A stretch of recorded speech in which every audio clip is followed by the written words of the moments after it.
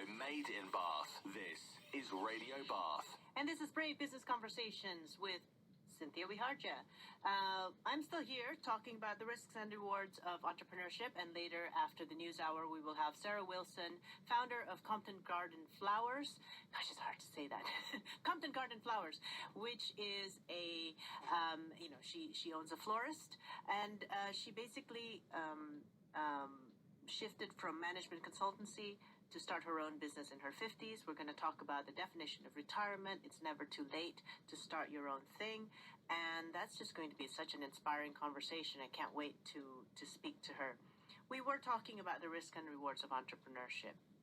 If for any reason you are thinking of transitioning to entrepreneurship, let's talk about some of the things we need to think about. First, in my opinion, you need to know yourself. I am never one to preach that entrepreneurship is your only way to happiness and success and fulfillment. In fact, it is the fastest way you can lose money if you don't know what you're doing. Okay, entrepreneurship requires you to take financial risk, personal risk, and sometimes you have to dig into your savings.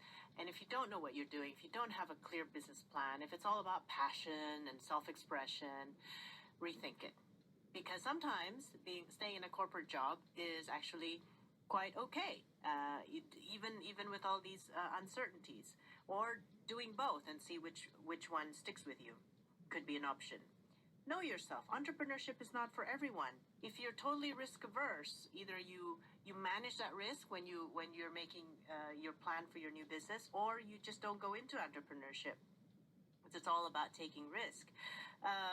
But on the other hand, you also know yourself. Some parents, out of good intention, they say every good child should go and learn and be in corporate for a number of years before going out in business of their own. I found that useful for me. I spent 11 years in corporations before starting my business. Did it reduce my risk? Kind of, because I had sharper business acumen when I started. I was at an advantage. I had sales and marketing background, so that helped.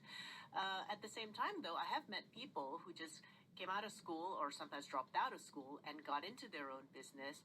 They just, in my opinion, as a business coach and for the last dozen years or so, I see them as different people, different kinds of ways of thinking. They are not very comfortable following other people's direction. They get into frequent fights with their boss. They're actually quite negative when they work for other people, and it's almost sad to see because if they only knew themselves better, they'd allow themselves to go on their own. You can start with small projects if you're not sure if that you're that type of person. Sometimes you're getting fights with people because you need a mindset shift or maybe you just need to switch companies because you've got a culture clash. But sometimes it is because you are very entrepreneurial. You're not very employable, let's just say, and it's not a good or bad thing. It's just you. And by knowing that, maybe you can try to have a side business and see if you feel more at ease with that. If you feel your life is better because of that, then it'll help you decide whether or not you should stick to it. So the other tip I want to give is that you don't need to own a business to reap the rewards of entrepreneurship. There's a thing called intrapreneurship. Having an entrepreneurship mindset where you take ownership of your own results, you have a no excuse mindset, you do what you love, because you expand your skills. You can do that in the corporate world. I remember when I was, I had always envisioned that I was either going to be a general manager. I didn't think of CEO or whatever title, a general manager, manage general things in a business, or a business owner one day. I wasn't sure which one, but I made sure that every 18 months I would achieve something, get some kind of award, and then ask for the next level up. I shifted from a field sales technician. I was installing machines, cleaning kitchens and stuff like that. That was how I started in the soap business. Then I moved myself to corporate sales because I wanted to know what big contracts look like and how to negotiate them. So I did well with that after 18 months. Then I went to marketing, where I took care of 11 countries in East Asia, basically to help them support their marketing efforts. So I learned a lot from that as well. People said I was very helpful too. Then I went and picked the most unprofitable business in the entire region and proposed that I would fix it. And that led me to understanding more than sales and marketing. Obviously, you need to understand HR, operations, and the wonderful world of accounting and finance. which I did.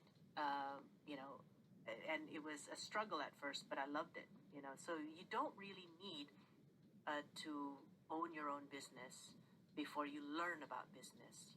Yes, you do need a cooperative company. You do need a company and a supervisor that believes in you, but it's also up to you to make them believe in you and accept the fact that if they don't believe in you and you've tried, maybe it's also time to move on. But remain employable. You know, by doing good work in your existing company, you are making yourself more employable, because who doesn't want a great employee?